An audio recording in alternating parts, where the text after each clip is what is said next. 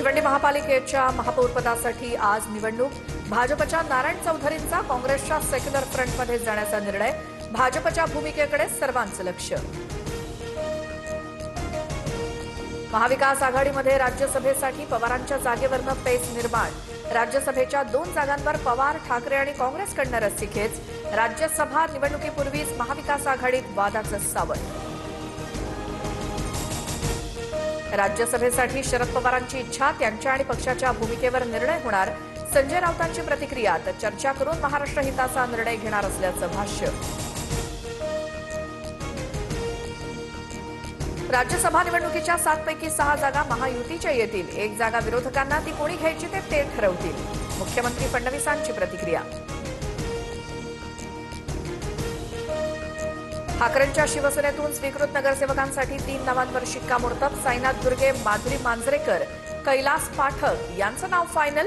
उद्धव ठाकरेंनी मनसेला स्वीकृत नगरसेवक पद देणं टाळलं। राज ठाकरेंची शिंदेंसोबतची भेट राजकीय नव्हती। मुंबईतील पार्किंग आणि रस्त्यांसंदर्भातल्या प्रश्नांबाबत भेट झाल्याची सूत्रांची माहिती। अमोल कोल्हेंच्या शिवरायांवरील व्याख्यानाला पुण्यामध्ये विरोध। व्याख्यानाला राजकीय स्वरूप येईल। विद्यार्थ्यांचा विद्यापीठाच्या कुलगुरूंना पत्र, तर कोल्हेंच्या समर्थनार्थ काही विद्यार्थ्यांचं कुलगुरूंना पत्र। भिगवण अपहरण प्रकरणात मोठा ट्विस्ट। डोळ्यात मिरचीपूड टाकून अपहरणाचा बनाव असल्याचा मुलीचा दावा। मुलासोबत स्वमर्जीनं गेले। तरुणीचा पोलिसात प्रतिज्ञापत्र। गोकुळचं दूध पुन्हा 2 रुपयांनी महागणार। आजच्या संचालक मंडळाच्या बैठकीत शिक्कामोर्तब होणार। ग्राहकांना आता 70 रुपये लिटर दूध मिळणार।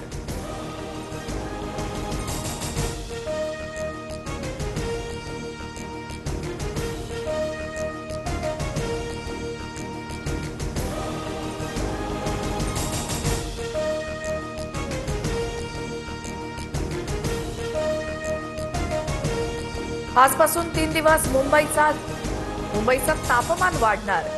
मुंबई आणि ठाण्याचं कमाल तापमान 36 अंश सेल्सिअस पर्यंत जाण्याचा अंदाज।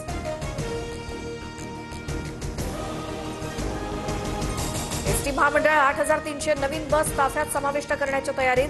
20 ते 25,000 बस खरेदीला राज्य सरकारची तत्वतः मान्यता।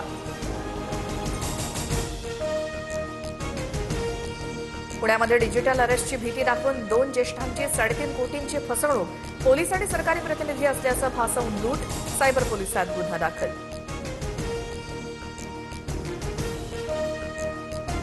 भारत बांगलादेश संबंधांना नवीन गती मिळणार। तारिक रहमान यांच्या शपथविधीनंतर व्हिसा सेवा पूर्णपणे सुरू करण्याची सरकारची तयारी। बांगलादेशातील भारताचे दूतावास अनिरुद्ध दास यांचे संकेत।